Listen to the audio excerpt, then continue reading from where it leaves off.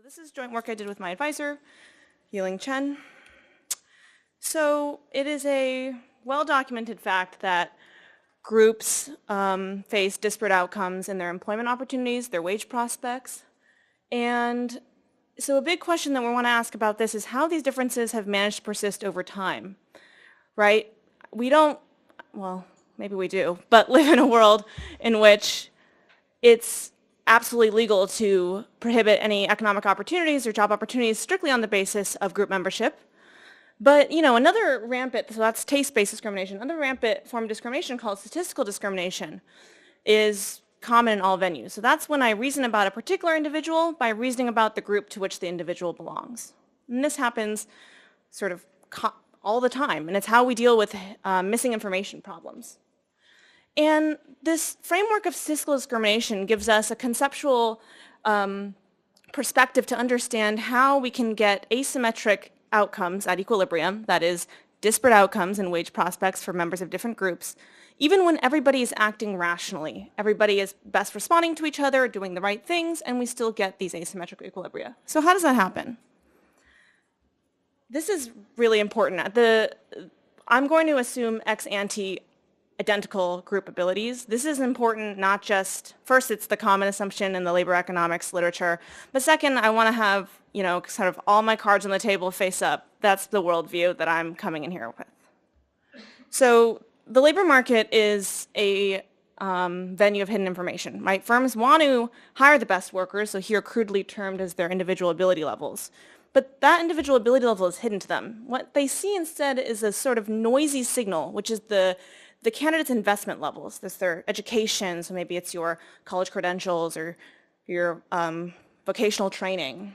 And so they complete the picture of the candidates by drawing upon their group priors. So that's my beliefs about the group abilities. So we run into a problem when, that was the punchline, we run into a problem when the priors are different for the two groups, right? So here, even if the red individual and the blue individual invest at the exact same education level, I'm actually going to prefer the red individual because of my general belief that the red individual is better on average, right? So what does this effectively mean? It means that the firm will actually set a higher hiring threshold for blue individuals and a lower one for red individuals, which is a rational thing for them to do.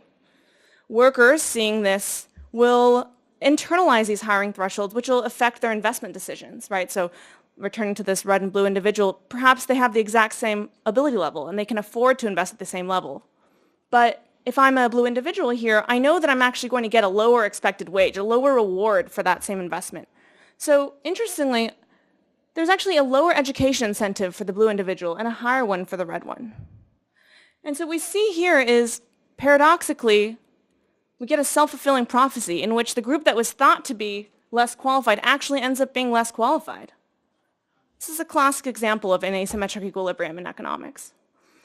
When firms have different priors, it results in different hiring thresholds. Workers see those hiring thresholds, invest at different levels, and we get this self-fulfilling prophecy. And so the asymmetric equilibrium is justified, even though, again, the groups are ex ante identical.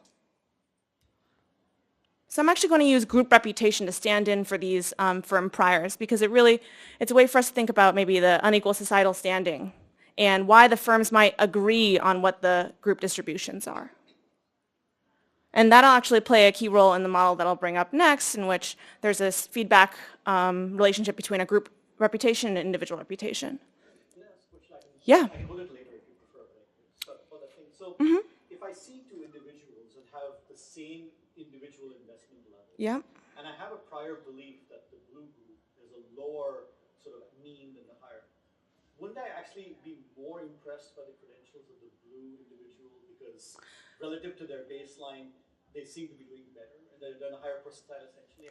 And given that my prior belief, couldn't I end up interpreting the other way around? Yeah, I mean, you could interpret it that way and it would be great. That doesn't, I mean, unfortunately, I don't think that really happens. So typically you would say, oh, well, the investment level is kind of just a part of the picture. And like typically, I don't know, in my past experience, hiring these people aren't that great. So this sort of hidden part, maybe that part's not so great, right? And so there's a lot of empirical, shocking evidence that kind of supports statistical discrimination. We can talk about that later. Okay, so this is the standard statistical discrimination timeline, right? Workers are born into two groups, they make an investment decision, they get hired, they produce some sort of observable outcome, they do well, they don't do well, and then the firms sort of re-update their beliefs. So if we think about the fact that this sort of equilibrium notion of the discriminatory outcomes, it makes us realize that workers' attributes, perhaps their decisions, their investment choices, they're not isolated facts sort of in a vacuum, right? They're responses to the past and the present interplay between workers and firms. They're functions of expectations, right? Firms are not only deciding who to hire based on their investment, what they see candidates are investing in, but also about their privately held beliefs, the socially dominant beliefs. And if we take all these into account, we really see that employment is not a classification, sort of static classification in which I map a worker and their attributes to a yes or no hiring decision, right? There are all these other complex dynamics that are at play. And I want to say that if we take the system-wide view of the labor market, and we take all these facts together, we should think about the fact that the asymmetric equilibrium is really, that's going to be where the system is at its current internal dynamics, and unless we do something, we're going to be at that asymmetric equilibrium. So what a fairness intervention should do is perturb that system to move us from that asymmetric equilibrium and send us towards an equilibrium that's fair, and that is an equilibrium in which groups do not face disparate outcomes. And so the upshot of this that I'll come to show is that if we think about employment in this way, it's actually a harder task than doing one-on-one sort of hiring decision assessments, right? We have to do this co-opting the game of play and move us toward an equilibrium. But the upshot is we actually get an equilibrium that is self-sustaining, right? We can sort of co-opt that feedback loop in our favor. We get it so it's robust, self-sustaining. And also I'm going to show that it's Pareto optimal. Pareto dominates two unconstrained hiring strategies. So that is, we can get something that is actually socially optimal in the economic sense.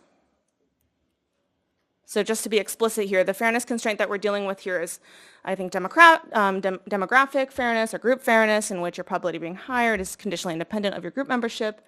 And this is going to be imposed on the way that firms are allowed to hire in the temporary labor market. And I'm going to get into what the labor market setup is in the subsequent slide.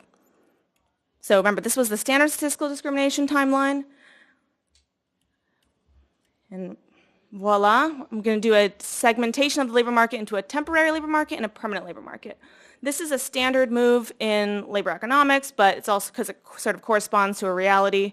You can think of the temporary labor market as your first job out of college, and permanent labor market, you're cycling through jobs.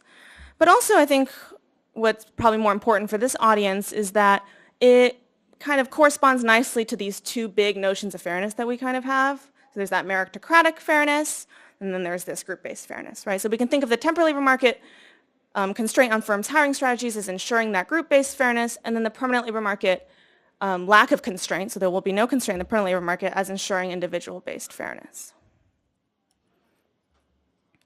Okay, so how does this work? Well, workers are born with some sort of inherent ability level. This is crude, right? So this is all the attributes that bear on success in the traditional institutions of education and work. So that's theta sub I. And they're also born into one of two groups, and that's pi sub mu. And those groups have societal standings, right? Those groups have reputations in the labor market and in society in general. Both of those contribute to workers' investment costs, how much it costs for them to achieve a certain level of education, or this is sort of also empirically well-founded in that your group membership has a lot of bearing in the resources, the access to opportunities that you have. And once you invest at some certain level, you end up with a qualification status. You're qualified, you're unqualified. And now that's going to contribute to a second cost function, and this cost function is sort of mimicking on-the-job effort level, right? On every single job, it's costly. Economists model this as costly to exert high effort. And then I kind of stochastically produce a good or bad result at the end of my job, which leads to my individual reputation. It's just a summary statistic of the previous job outcomes that I've had. Then there's this feedback loop between my individual reputation and my group reputation. So remember, the qualification status is hidden to the firms, but the outcomes are observable. That's the good and bad outcomes. Workers make two decisions. They make a one-time investment decision, and then they make this on-the-job effort exertion at every job they get in the permanent labor market. And firms will hire based on the investment decisions in the temporary labor market and then on the individual reputations in the permanent labor market. I know it's a lot, but we can talk through in subsequent slides.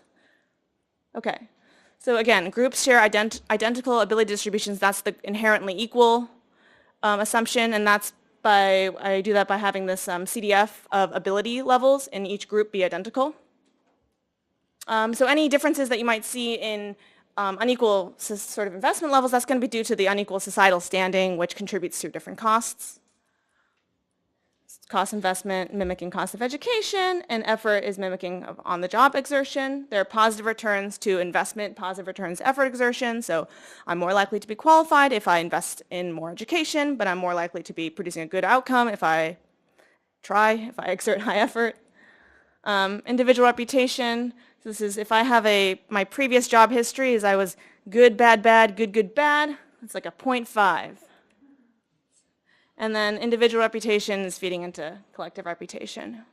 And there's a delayed effect on the next generation's investment cost. This is, given the levels of residential segregation that we have in the US, this is a quite reasonable assumption, the kind of social capital or the actual capital that certain communities have. Okay, so we'll just sort of skip to the equilibrium strategies. So remember, in the temporary labor market, firms had their hiring strategies constrained by this group fairness, right? And what that forces them to do is sort of internalize the different cost functions that members of different groups face as they're trying to invest in education. So here, they're going to actually set, to satisfy statistical parity, they're going to set group-specific thresholds for investment. And the ramifications for workers is that if I can afford to invest in education, I will, and if I can't, I won't. In the permanent labor market where the firm's hiring is unconstrained, we're supposing here that firms want to hire only those workers that exert high effort sort of all the time. And so what they'll do is, so P sub H here is the probability of producing a good outcome if you exert high effort, whereas this epsilon is kind of this like forgiveness term, like sometimes you're stochastic at producing results, so I'll be a little forgiving if you're a young candidate, whereas if you've had a lot of history and you're still not cutting it, I'm probably not going to give you that much of a benefit of the doubt. So let's suppose, P sub H is 0.7, then maybe the first and the fourth candidate would get hired. And we'll have to see that the cost for effort exertion, what we're really going to be, the big variables here will be the qualification status. So you're qualified, unqualified, that's going to give you the different cost functions for exerting effort. So at equilibrium, there will be a single wage, and all workers that can afford to exert high effort will do so, and all other workers will exert low effort at every job opportunity. So there exists a unique fixed point equilibrium, and where the proportion of workers in each group producing good outcomes is equivalent. So this is a group symmetric steady state, right? Differentiating that from the asymmetric equilibrium that arose under statistical discrimination.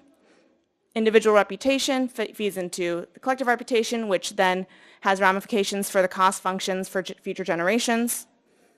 Under the temporary labor market fairness constraint, groups with unequal initial societal standing will approach the same reputation levels, and they will have the same cost functions. And once those cost functions are identical, we can think of the temporary labor market fairness constraint as being sort of obsolete at that point, right? Because group-specific investment thresholds won't really be necessary once you've compensated.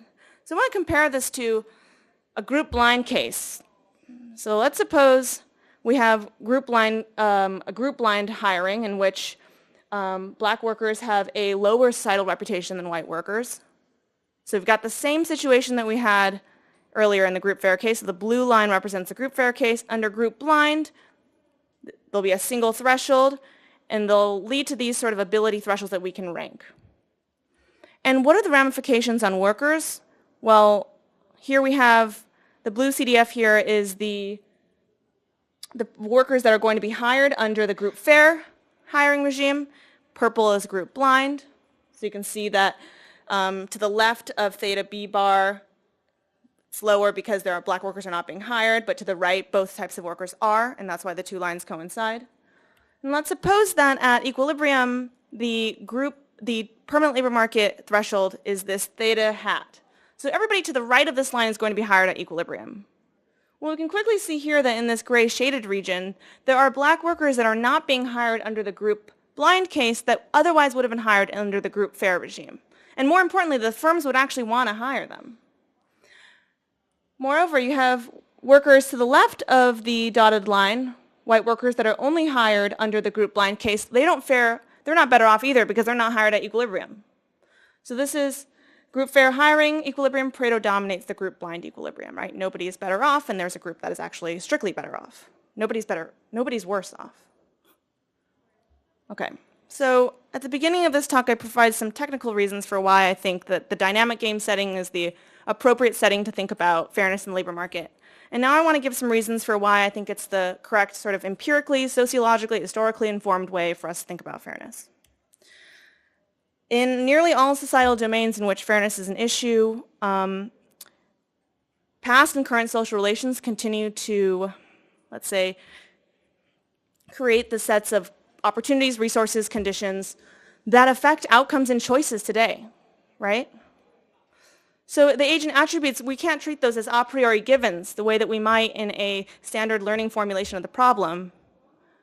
And I think a dynamic model is the only one that recognizes that powerful ripple effect of the past. And it also allows us to have an ambitious long-term fairness project. And in this case, I'm really talking about race egalitarianism. And I think that this time scale of fairness really matters because if we focus on short-term fairness, and I want to be really explicit here, I'm talking about fairness at equilibrium, which necessitates short-term unfairness. But I think if we focus on short-term fairness, we can kind of lose there are ramifications, and we might not think about the externalities of our actions today. So the greater presence of algorithmic decision makers, this is going to be just even more widely used, so I'm currently working on thinking about how the decision makers should be setting that dynamic threshold, or when sort of install that discretion for when an algorithmic decision maker should be making a group or an individual sort of temporary market decision or a group-based hiring decision. That's all. Thank you.